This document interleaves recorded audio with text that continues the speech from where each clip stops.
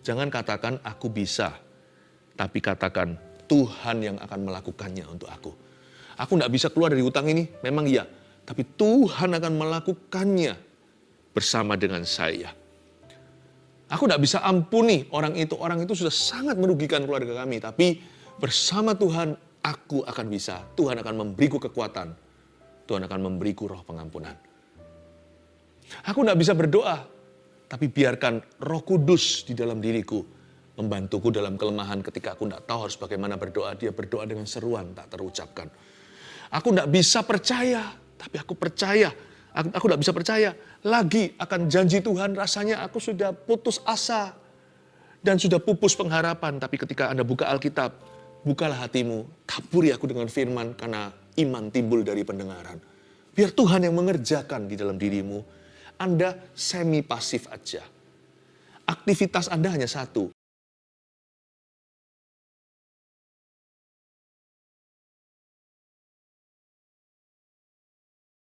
Saya percaya kalau ada di antara kita hari ini yang cemas, Tuhan akan sembuhkan kita dari kecemasan kita. Saya berikan satu topik judul yang cukup menarik untuk dibahas. Sangat-sangat indah pewahyuan di dalamnya. Tentang seorang yang gila namun menjadi waras. Orang itu seorang raja di Perjanjian Lama. Makanya topik tema saya hari ini, saya berikan judul, Waktu Hati Kacau dan Pikiran Serasa Gila. Saya percaya khotbah ini akan membuat kita kembali lagi untuk bisa fokus dalam hidup ini. Saya yakin saat teduh bersama hari ini dikhususkan bagi hati setiap kita yang susah konsentrasi. Bukan konsentrasi pada sesuatu, konsentrasi dengan jalan di depan. Fokus kepada tujuan.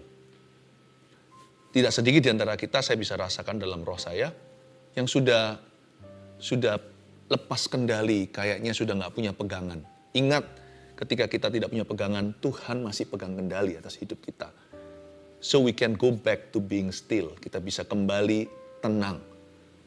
Mari kita buka sama-sama di kitab Daniel pasal 4 ayat 33. Ada cerita seorang raja yang menjadi gila, tidak waras pikirannya, namun Tuhan sembuhkan secara ajaib. Ayat 33 langsung saja, pada saat itu juga terlaksanalah perkataan itu atas Nebukadnezar.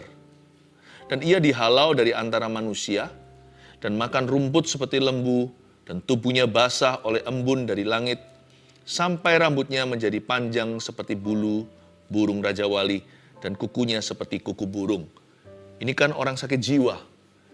Sedikit background latar belakang, bahwa Nebukadnezar itu tiba-tiba aja jadi begitu. Karena dia menyombongkan diri terhadap langit. Dia memegahkan diri terhadap Allah. Ia namanya Raja Adikuasa zaman itu, Raja Babilonia. Orang ini very powerful dan berwibawa. Tiba-tiba aja dia kehilangan pikirannya yang waras. Apapun penyebab hari ini hati kita kacau balau, baik itu kesombongan atau tekanan, pokoknya kalau kita sudah melewati batas-batas normal, hati kita rasanya sudah hilang di dalam tubuh kita, Tuhan masih bisa kembalikan. Tidak ada kata terlambat, tidak ada yang namanya terlalu jauh yang Tuhan tidak bisa susul, lalu Tuhan tangkap kembali. Nebukadnezar menjadi seperti hewan. Kukunya panjang, rambutnya juga, tubuhnya basah, dan dia harus dikucilkan. Dia akhirnya diisolasi mandiri, karena sebagai kepala negara, dia akan mempermalukan bangsanya.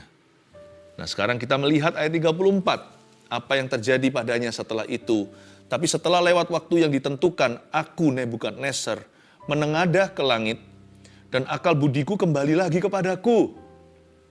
Lalu aku memuji yang maha tinggi dan membesarkan dan memuliakan yang hidup kekal itu, karena kekuasaannya ialah kekuasaan yang kekal dan kerajaannya turun-temurun. Semua penduduk bumi dianggap remeh. Ia berbuat menurut kehendaknya terhadap bala tentara langit dan penduduk bumi, dan tidak ada seorang pun yang dapat menolak tangannya dengan berkata kepadanya, apa yang kau buat? Pada waktu akal budiku kembali kepadaku, kembalilah juga kepadaku kebesaran dan kemuliaanku untuk kemasyuran kerajaanku. Para menteriku dan para pembesarku menjemput aku lagi.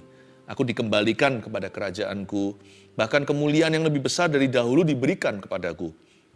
Jadi sekarang aku, Nebukadnezar, memuji, meninggikan, dan memuliakan Raja Sorga, yang segala perbuatannya adalah benar, dan jalan-jalannya adalah adil, dan yang sanggup merendahkan mereka yang berlaku congkak.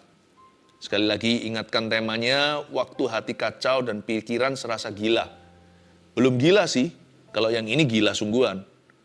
Tapi hidup kita sudah merasa demikian. Berapa orang di antara kita hari ini merasa, aduh, sudah putus asa, bahkan kecewa. Hati kita itu udah kacau balau di dalam diri kita. Udah susah untuk tenang. Dan juga sulit untuk berdoa. Kalau kita mau ngaku ya, tidak sedikit di antara keluarga Saat Teduh hari-hari ini mengalami pergumulan dan tekanan sampai titik di mana sudah nggak bisa lagi berseru kepada Tuhan. Mau doa itu udah susah untuk berdiam diri. Mau baca Alkitab itu tergesa-gesa dalam hati, terburu-buru. Kita membacanya begitu aja nggak dapat apa-apa. Tahu kenapa? Karena hati kita lari-lari. Kita nggak bisa mikir satu hal gitu. Karena terlalu banyak hal yang dipikirkan. Sehingga sudah di luar batas, sudah masuk ke kategori overthinking. Orang yang overthinking sudah nggak bisa lagi ditangkap. Satu hal apa yang menjadi penyebabnya? Segala sesuatu sama-sama krisisnya. Setiap situasi, semua yang kita hadapi kritis semua. Kalau ditanya problemmu apa, nggak bisa tunjukkan salah satu. Ya pokoknya banyak. Aku ini bermasalah, semuanya problema. Sebutkan satu dulu, nggak bisa. Udah saking paniknya. Ini namanya panic attack. Siapa bilang panic attack itu hanya bisa kita alami waktu malam hari, waktu kita mau tidur. Ada pula orang-orang yang seharian panicking. Sepanjang hari around the clock. Dari pagi sampai malam kembali pagi lagi itu hatinya panik. Lama-lama kalau begitu ya, pikiran kita bisa nggak waras loh. Meskipun nggak sampai sakit jiwa, tapi pikiran kita sudah nggak tertib. Udah nggak bisa berbuat apa-apa. Dengan kata lain kita sudah dilumpuhkan dari dalam. Bagaimana caranya kita kembali tenang? Setelah Nebukadnezar gila, mari kita pelajari kuncinya. Ayat 34. Tetapi setelah lewat waktu yang ditentukan, aku Nebukadnezar menengadah ke langit. Itu dia. Menengadah ke langit, matanya tertuju ke Tuhan. Kalau kita nggak bisa pinpoint, tunjukkan satu hal apa yang menjadi duduk permasalahan, karena semua masalah kita itu sama seriusnya, kita bisa mulai dengan Tuhan. Mau solve problema, mau selesaikan masalah, jangan matanya tertuju ke masalah. Matanya tertuju pada Tuhan Yesus dulu. Menengadahlah dia ke langit dan akal budiku kembali lagi kepadaku. Bukan hanya dia menengadah, tapi akal budinya kembali. Dia mulai dengan satu hal dulu yang dia pikirkan. Saya nggak tahu pasti kira-kira apa yang dipikirkan Nebukadnezar detik ketika dia waras ya. Mungkinkah dia melihat, loh kukuku kok panjang, loh kok aku kok telanjang. Kenapa rambutku gondrong begini? Kenapa aku bau? Saya nggak tahu dia mikir apa. Kalau dia mikir begitu, mungkinan dia down lagi. Saya yakin waktu dia menengadah ke langit, dia melihat sesuatu, cuma nggak ditulis di sini. Mungkinkah dia lihat ciptaan Allah yang begitu indah dan dia ingat penciptanya? Mungkin yang pertama dia ingat langsung adalah, oh Tuhan, aku berdosa, maafkan aku, tolong terima aku kembali dan ampuni. Atau mungkin dia berkata, aku masih muda, gak harus aku berakhir begini. Tuhan tolonglah aku bangkit kembali. Mungkin yang pertama dia pikirkan adalah kerajaannya. Hal kesatu yang muncul dalam benaknya, waduh kerajaanku bagaimana? Keluargaku seperti apa sekarang? Aku udah tinggal berapa lama? Nebukadnezar begini bukan mingguan loh. Cukup lama. Apa yang pertama kali Anda pikirkan itu menentukan apakah Anda keluar dari masalah itu atau terjerumus lebih dalam. Tulis dulu poin nomor 1 sebelum nanti saya lanjutkan. Waktu hati kacau dan pikiran serasa gila ya, ini saran saya. Arahkan hati pada satu hal. dan serahkan sisanya. Arahkan hati pada satu hal dulu. Apa itu terserah, misalkan Anda punya 1001 problema. Anda mulai dengan satu problem dulu bawa ke Tuhan. Peduli amat apakah problema tersebut yang terkecil atau terbesar. Pokoknya pilih salah satu, jangan pujasera. Janganlah buffet. Jangan grosir tapi retail. Jangan makan sepuasnya. Pesan à la carte atau langsung dari menu mau nasi goreng atau mie goreng. Atau mau kuah. Pilih satu dulu, gandeng Yesus. Kalau satu itu solve, berubah trennya setelah itu mulai solusi. Dihitung-hitung kembali nanti ketika menoleh ke belakang, ternyata nggak 1001 kok, kita ini jago membesar-besarkan. Kita merasa sudah kiamat karena segala sesuatu yang kita alami itu buruk. Kiri kanan kulihat semuanya permasalahan. Tapi sebenarnya nggak seburuk dan seberat yang kau kira. Kalau kita bisa serahkan satu ke Tuhan, sebentar lagi kita bisa serahkan semuanya. Kuncinya di sini. Tenanglah. Langsung arahkan matamu ke sorga dan pilih satu case, satu kasus, satu isu atau satu hal yang selama ini memberatkan hatimu. Mulai dengan itu dulu, dengan mata menengadah kepada Tuhan, carilah firman, masuklah hadirat Tuhan. Nanti lihat ya, rubuh tuh yang namanya tembok Yeriko dari kiri ke kanan. Mungkin dari kiri ke kanan atau kanan ke kiri, nggak ada masalah. Apa bedanya? Kalau sampai ada satu batu yang hancur, seluruh tembok sebentar lagi akan dihancurkan. Kuncinya terletak pada mulailah dengan satu hal. Lalu aku memuji yang maha tinggi ayat 34b dan membesarkan serta memuliakan yang hidup kekal itu. Karena kekuasaannya, ingat ya kekuasaannya. Ialah kekuasaan yang kekal dan kerajaannya turun-temurun. Jangan lupa. Yang menyerukan ini adalah orang yang berkuasa juga. Dia adalah raja adikuasa. Nebukadnezar ini di bagian dunia sebelah sana, zaman itu dalam peradaban Timur Tengah, Nebukadnezar itu superpower. Tapi yang membuat dia gila adalah karena dia terlalu percaya pada kekuatannya sendiri. Apa yang membuat kita frustrasi kalau jujur nih, adalah karena kita terlalu mengandalkan manusia. Lalu ambruklah semua harapan. Lalu kita kehilangan pegangan. Nebukadnezar juga sama. Tapi kali ini dia bertobat. Dia berbalik arah. Dia mengarah ke sorga. Sekarang yang dia muliakan dan puji adalah yang maha tinggi. Yang dia muliakan yang hidup kekal itu. Dan ia mengakui kekuasaannya. Ialah kekuasaan yang kekal. Kerajaannya turun-temurun. Luar biasa enggak? Makanya kalau kita mau sembuh, kalau kita mau keluar dari persoalan, kalau kita mau menang, jikalau kita ingin melihat terobosan dalam jiwa kita, lalu kemudian dalam hidup kita, janganlah mengandalkan kekuatanmu sendiri atau kekuatan manusia. Maka itu tuliskan, poin nomor 2, waktu hati kacau dan pikiran serasa gila, ini yang perlu Anda dan saya lakukan. Jangan katakan, aku bisa. Tapi Tuhan akan melakukannya melalui saya. Ubah pengakuan mulutmu. Itu akan membawamu pada kesembuhan. Itu akan menarik kita masuk hadirat Tuhan. Itu akan mendorong kita selangkah lagi dekat pada solusi problema. Jangan katakan, I can, aku bisa. Kecuali I can do all things through Him who gives me strength. Aku dapat, aku bisa melakukan segala perkara, menanggung segala sesuatu dalam Dia yang memberiku kekuatan atau kuasa.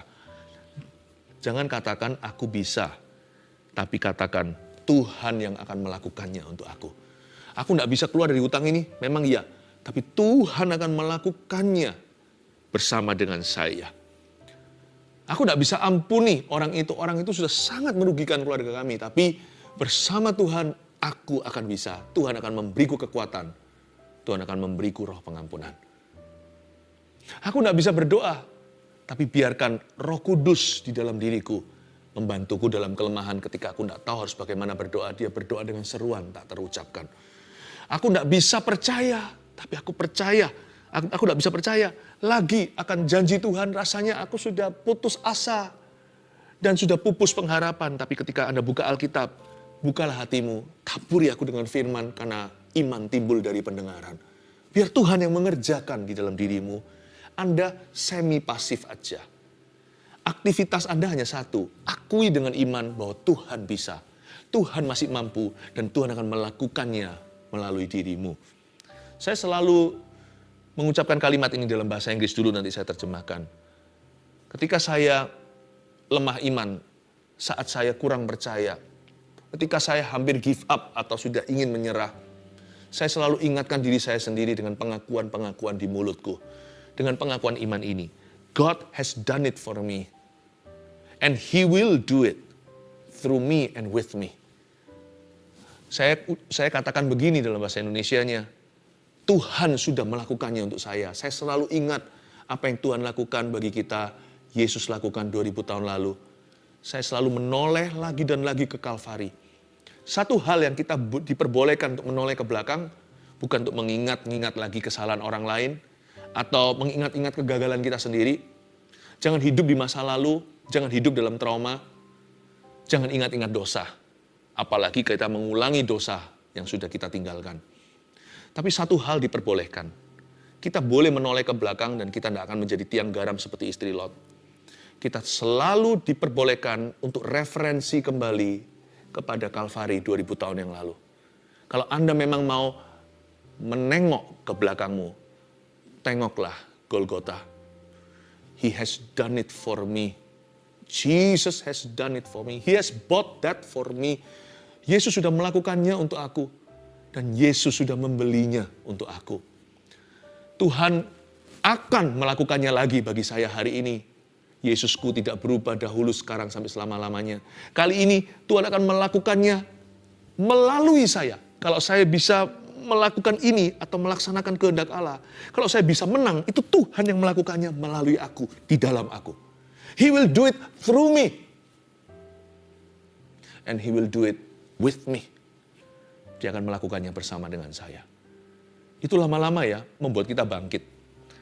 Membuat yang paling gila pun jadi waras. Pikiran yang paling kacau pun dan bengkok-bengkok akan lurus. Hati yang paling gelisah, paling galau pun akan tenang seperti samudera yang ditegur oleh Tuhan. Jangan katakan aku bisa, tapi katakan Tuhan akan melakukannya melalui saya. Look, kalau itu pengakuan imanmu, niscaya pastilah Anda akan masuk ke tanah Kanaan, tidak seperti 10 pengintai itu yang mati di padang gurun. Anda seperti Yosua dan Kaleb yang akan diperbolehkan untuk merebut tanah perjanjian by the grace of God, dengan kasih karunia Allah. Ubah pengakuanmu. Pengakuan kita bisa membuat kita mati di padang gurun atau masuk Kanaan. Pengakuan kita bisa membuat perbedaan antara hidup dan mati. Jangan dengungkan mulut sembarangan, sebab lidah bibir kita penuh dengan kuasa sebagai orang beriman. Kita sekarang baca di ayat yang ke-35.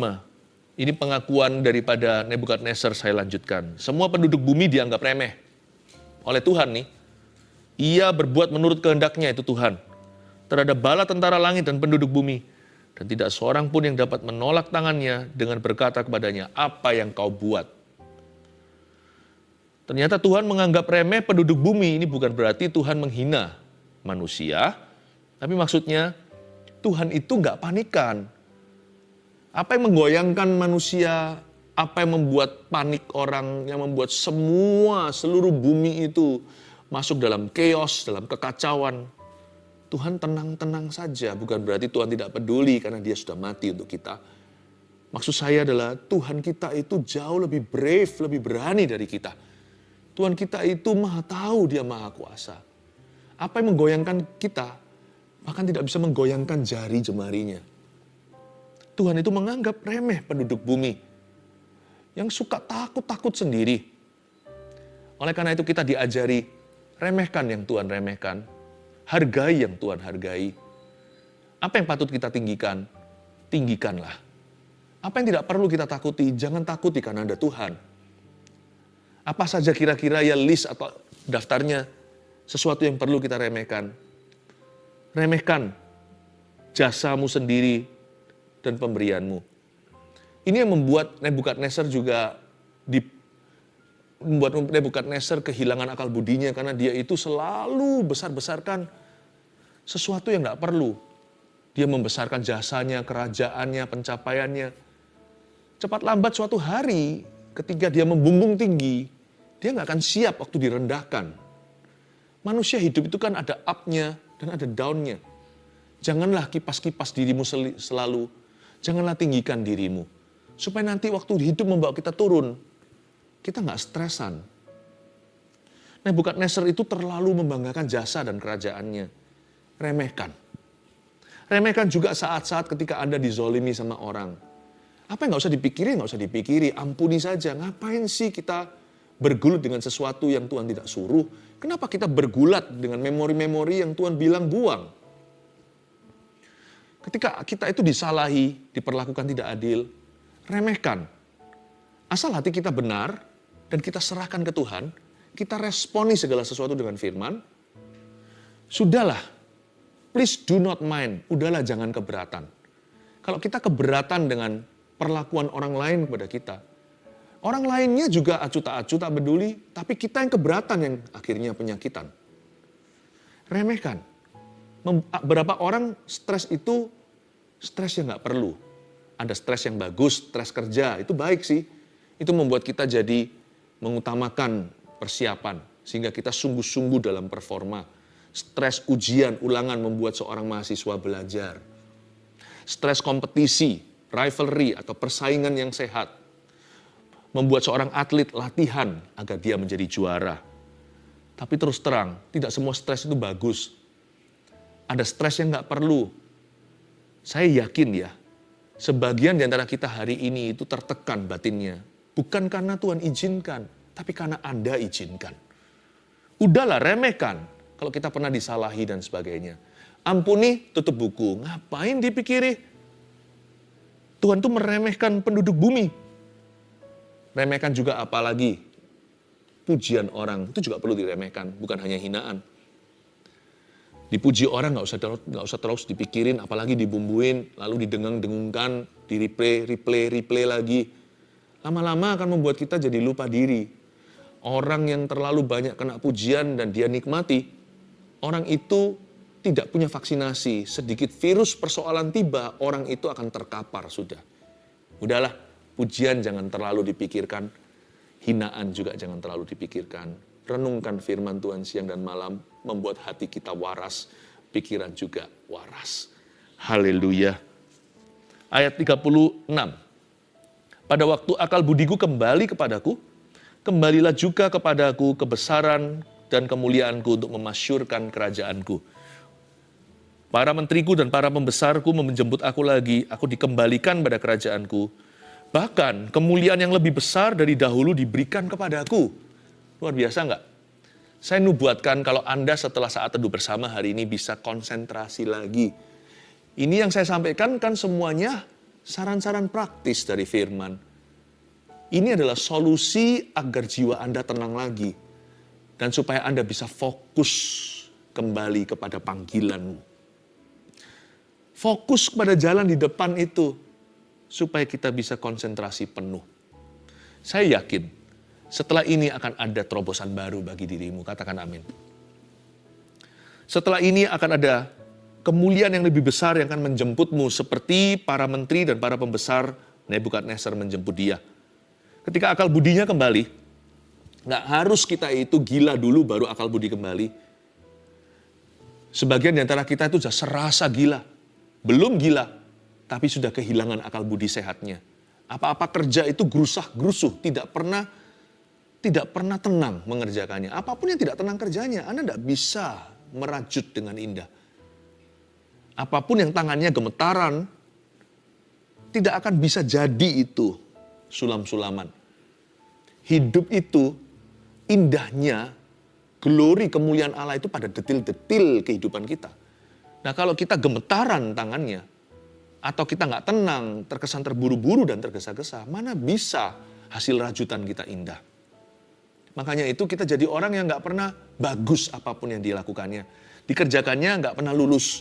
Segala sesuatu yang diselesaikannya nggak pernah rampung. Makanya itu kalau Anda bisa tenang lagi sesuai dengan firman hari ini, saya tahu hadirat Tuhan akan membuatmu tenang. Saya yakin akan ada kemuliaan lebih besar yang Tuhan berikan dalam kehidupan Anda, apalagi tahun depan. Akal budimu kembali juga kebesaran dan kemuliaanmu, serta kemasyuranmu. Amin. Jadi sekarang, aku Nebukadnezar, perhatikan ayat yang terakhir. Sekarang itu resolusi. Aku Nebukadnezar memuji, meninggikan, dan memuliakan Raja Sorga, yang segala perbuatannya adalah benar dan jalan-jalannya adalah adil. Dan yang sanggup merendahkan mereka yang berlaku congkak. Ayat 37, jadi sekarang resolusinya adalah memuji, meninggikan, memuliakan Raja Sorga. Ini kan pujian penyembahan. Lalu dalam pujian penyembahan itu dia terus menyanyikan atau mengaku-ngakui atau menyebut-nyebutkan segala perbuatan Allah yang benar. Itu kan lirik pujian. Menyebutkan perbuatan Tuhan yang benar. Dan mendeklarasikan jalan-jalannya yang adil. Besar dan ajaiblah karyamu, adil dan benarlah jalanmu. Itu salah satu lirik lagu yang saya barusan quote. Nebukadnezar memuji dan menyembah Allah Israel. Dia praise and worship Jesus. Memuji dan menyembah Tuhan Yesus di perjanjian lama. Luar biasa. Waktu hati kita kacau dan pikiran kita serasa gila, jangan lupa ya, perbanyak memuji dan menyembah Tuhan. Sebab itu yang menyembuhkan dan menenangkan. Isn't this beautiful? Saya waktu membaca ini, saya melihat gak perlu loh kita itu obat penenang kalau kita tahu firman. Gak perlu loh kita obat tidur. Gak perlu loh kita itu sampai depresi. Sungguhan. Tidak perlu sebab kita punya pilihan. We have a choice. And choose to praise and worship Jesus. Pilihlah selalu untuk memuji dan menyembah Yesus. Waktu hati kacau dan pikiran serasa gila, coba apa aja? 1, arahkan hati pada satu hal. Dan serahkan sisanya. 2, jangan katakan aku bisa. Tetapi Tuhan akan melakukannya melalui saya. 3, perbanyak memuji dan menyembah Tuhan. Ayo kita memuji, menyembah Tuhan lagi. Sampai hati kita tenang. Jangan akhiri saat duduk bersama ini. Saya tunggu sampai setiap hati yang gelisah tenang kembali. Mari kita mengangkat tangan kita.